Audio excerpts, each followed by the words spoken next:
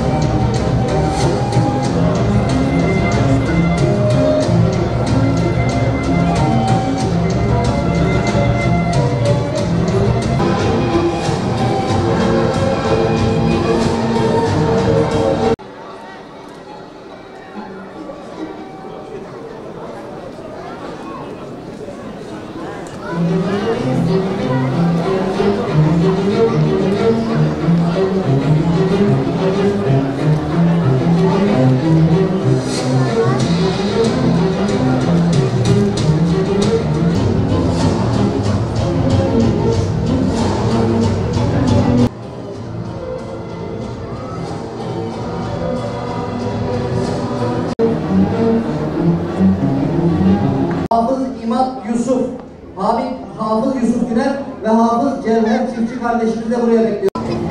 Kıymetli misafirlerin bir çanta kaybolmuş. Bulan varsa Allah razı olsun.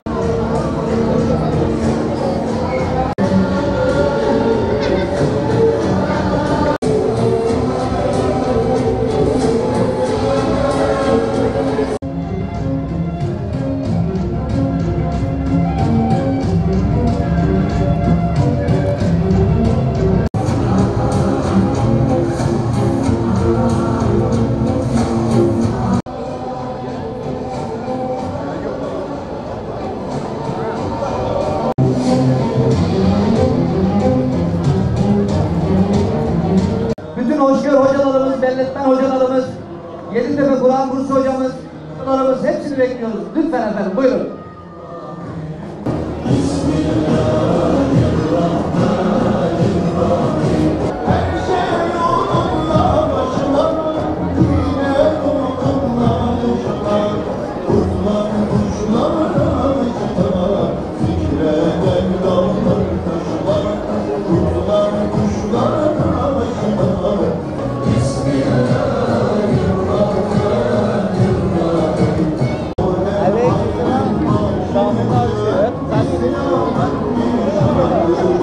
ببركة القرآن العظيم وبحرمة حبيبك ورسولك الكريم واعف عنا يا كريم واعف عنا ya Rahim.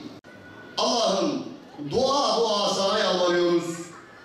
Senin affına, merhametine, lütfuna daha çok ihtiyaç duyduğumuz şu günlerde bizleri rahmetinden ve yardımından mahrum eyleme ya Rabbi. Hidayet üzere devamlı kalmayı, muttaki kullarından olmayı, dünya ömrümüzü iffet ve şerefimizle geçirmeyi cümlemize nasip eyle ya Rabbi. Allah'ım gazabından hoşnutluğuna, cezandan affına, ya Rabbel Alemin, dünyanın dört bir yanında mazlum ve mağdur olan, zulme uğrayan, kan ve gözyaşı içerisinde inim inim inleyen, ülkemizde, yurt içinde ve yurt dışında İslami hizmetlerini, Kur'an'ı faaliyetlerini devam ettiren, Diyanet Teşkilatımızın ve bütün hayır sahiplerinin hayırlarını ve hizmetlerini baki ve daim eyle ya Rabbi. Kazançlarını helalından bol kazançlar nasip eyle ya Rabbi. Yapmış olduğumuz duaları kabul eyle ya Rabbi. Sen kalplerden geçen gizli ve aşikare her şeyi bilensin ya Rabbi. Bu kardeşlerimizin kalplerinden geçen hayırlı isteklerini sen nasip eyle ya Rabbi. Gaziantep'imizde hafızlık eğitimi, hafızlarımızın sayısı giderek yükselmekte, giderek artmaktadır. Bu sene aşağı yukarı 100'ü bulduk. İnşallah önümüzdeki 5 yıl içerisinde bunu 2 katına, yani 250 rakamına çıkartmak istiyoruz. Gaziantep bu konuda altyapı çalışmasını sürdürmekte. Kurslarımızın sayısını artırmaktayız. İnşallah hayır sahiplerinin de desteğiyle vatandaşlarımızın çocuklarını hafız yapma gayretiyle daha güzel günler olacak.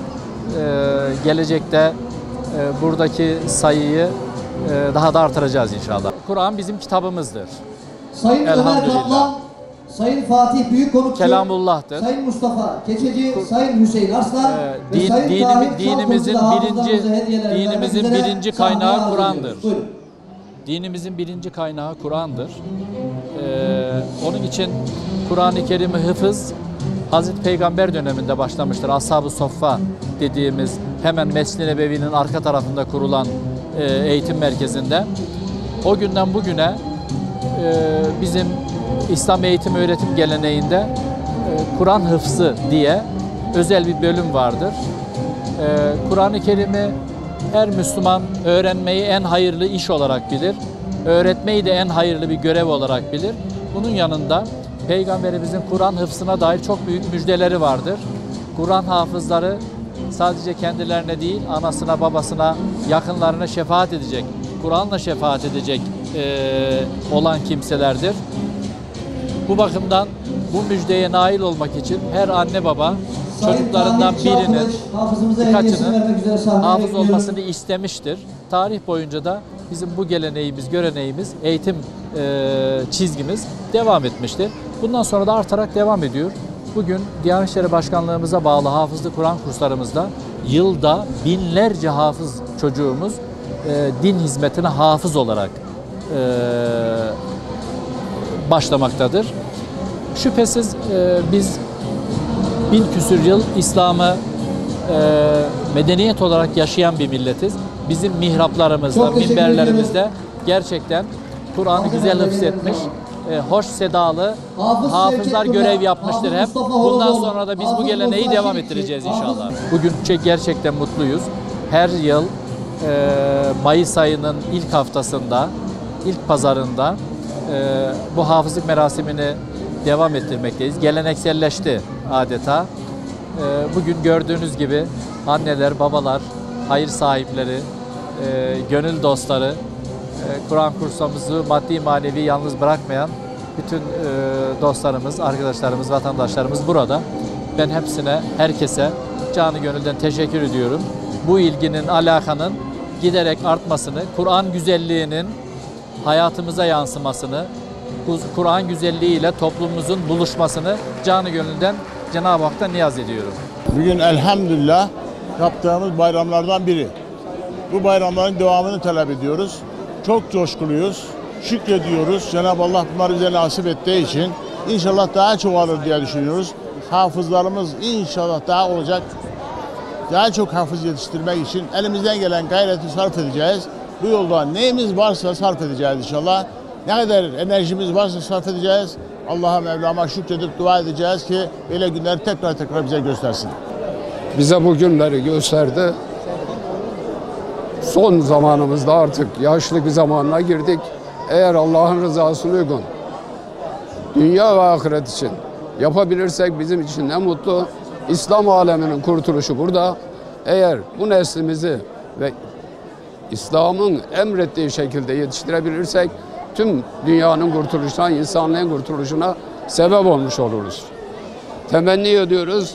Bizden sonraki neslimiz bu yolda devam eder. Allah'ın rızasına uygun inşallah hareketler yaparlar. 61 tane erkek hafızımız 38 tane hafizemiz olmak üzere 99 hafız ve hafizemiz bu yıl mezun oldular. İnşallah sayılarının artarak devam etmesini Yüce Rab'den niyaz ediyorum.